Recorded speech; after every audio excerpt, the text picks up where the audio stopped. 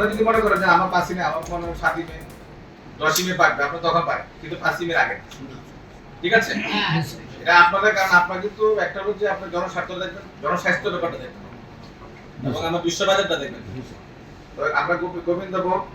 এবং গোপালভোগ এই দুইটাকে আমরা 5 মে রাখি ঠিক আছে আপনারা 5 মে আগে না 5 মে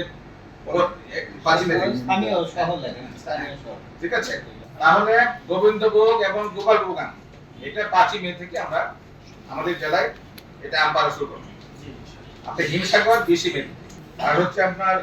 ল্যাংড়া আমাদের 27 মে এবং আমরুপালি এটা 5 মে